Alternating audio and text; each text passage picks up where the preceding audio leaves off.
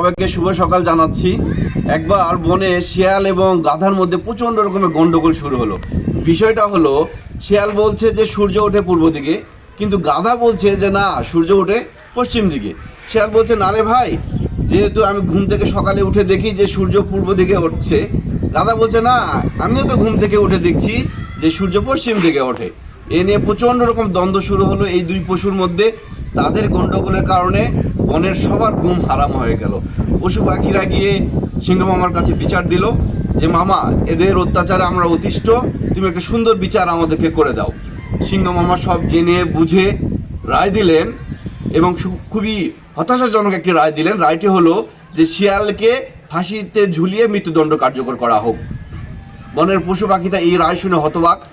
শিয়াল মামা গিয়ে সিংহ মামাকে জিজ্ঞাসা করলো, মামা তুমি আমাদের রাজা, তোমার আদেশ আমার শিরোধার্য, আমি কি জানতে পারি যে আমার অপরাধটা কি? সূর্য তো আসলেই পূর্ব দিকে ওঠে, আমাকে তাহলে কেন ফাঁসিতে ঝুলিয়ে মৃত্যুদণ্ড কার্যকর করার আদেশ দেওয়া হলো? সিংহ মামা বলল, ভাগ্নে, তোমাকে তো ওই জন্য তোমাকে ফাঁসি দেওয়া হচ্ছে না। তোমাকে ফাঁসি দেওয়া হচ্ছে যে তুমি গাধার মতো একটা পশুর সাথে কেন দ্বন্দ্বে জড়াতে গেলে। তোমার অপরাধটা পূর্ব দিকে সূর্য ওঠে ঠিক আছে, কিন্তু তোমার অপরাধটা হলো গাধার মতো একটা কম বুদ্ধি যার পশু, তার সাথে তুমি কেন দ্বন্দ্ব লাগালে? এইটা হলো তোমার অপরাধ। তোমার অপরাধের কারণে তোমাকে মৃত্যুদণ্ড কার্যকর করার নির্দেশ দেওয়া হলো এবং সেটা অবিলম্বে কার্যকর করতে হবে। প্রিয় সহযোদ্ধা বিন্দু, আমরা এরকম কিছু কিছু গাধাদের সাথে অকারণে আমরা দ্বন্দ্বে জড়িয়ে পড়ছি। এই সময় আমাদের দায়িত্ব হলো চুপ থাকা। আবার দেখা যাচ্ছে যে অনেক বেশি জ্ঞানী যারা রয়েছে তাদের সাথেও আমরা দ্বন্দ্বে জড়িয়ে পড়ছি। আমাদের এই সময় দায়িত্ব হলো আমাদের গাধার সাথেও না, বেশি যারা জ্ঞানী তাদের সাথেও না, আমাদের মুখ বন্ধ রাখাটা বেশি গুরুত্বপূর্ণ। ওই জ্ঞানীরা যারা বেশি জ্ঞানী, তারা আমরা যারা প্রাথমিক বিদ্যালয়ের শিক্ষক রয়েছি, তাদের আমাদের যে লাঞ্ছনা বঞ্চনার যে শিকার হচ্ছি প্রতিনিয়ত, এই সমস্যাটা তাদেরকে আপনি বোঝাতেই পারবেন না। সুতরাং সে চেষ্টা করাটা দরকারটা কি?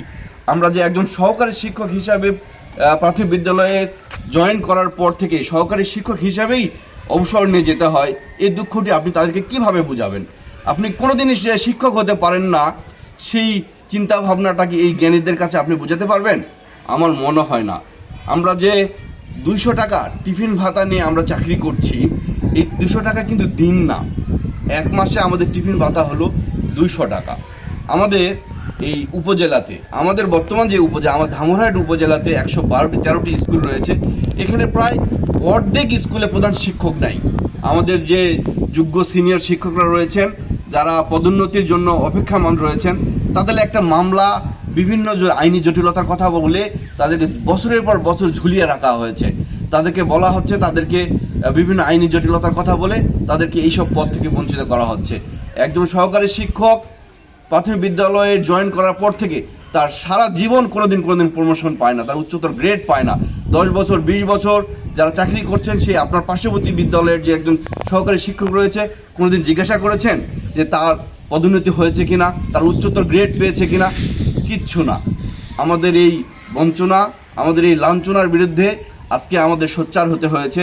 যারা বিভিন্ন কথা বলছেন, ভাই প্রাথমিক বিদ্যালয়ে একদিন একটু ক্লাস নিয়ে দেখান, আমাদেরকে দেখান। একজন প্রাথমিক বিদ্যালয় আইএলওর সনদ অনুযায়ী একজন শ্রমিক কত ঘন্টা কাজ করে, তার চেয়ে বেশি এখানে সময় দিতে হয় আমাদেরকে। আপনারাই বলেন যে বৃদ্ধ বয়সে একজন প্রাথমিক বিদ্যালয়ের শিক্ষকের নাকি সাক্ষী নেওয়া হয় না। আপনারা বিভিন্নভাবে তাচ্ছিল্য করেন। আপনি একদিন এসে দেখান না, আপনাকে 1 সপ্তাহ ক্লাস নিয়ে আমাকে দেখান যে এই কাজটা কতটা কঠিন।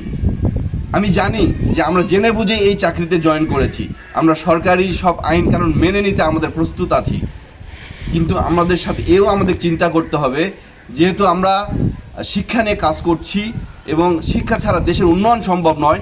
সুতরাং আজ হোক আগামীকাল হোক এই শিক্ষা সেক্টরকে বদলাতেই হবে। শুধু প্রাথমিক বিদ্যালয় নয়, মাধ্যমিক বিদ্যালয়, কলেজ, ইউনিভার্সিটির ছাত্রদেরও নানা ধরনের বঞ্চনা রয়েছে। এই শিক্ষা সেক্টরকে আমূল পরিবর্তন করতে হবে। কারা করবে? সরকার করবে। কিন্তু যদি সরকার সেটা না বুঝতে পারে, তাদেরকে আঙ্গুল দিয়ে বুঝিয়ে দেওয়ার দায়িত্ব হলো আমাদের। আপনি চান বা না চান, এই শিক্ষা সেক্টর একদিন বদলাবে। তবে আমাদের ভালো লাগতো যদি আপনি আমাদের সাথে থাকতেন। আপনি থাকলেও আমরা বদলাবো ইনশাআল্লাহ, না থাকলেও এই শিক্ষা সেক্টরকে আমরা একদিন বদলাবই। আশা করছি আপনি আমাদেরকে সহায়তা করবেন, আমাদেরকে সাপোর্ট করবেন। সহযোদ্ধাবিন্দু সবাইকে স্যালুট জানিয়ে আজকে ভিডিও শেষ করছি। ধন্যবাদ।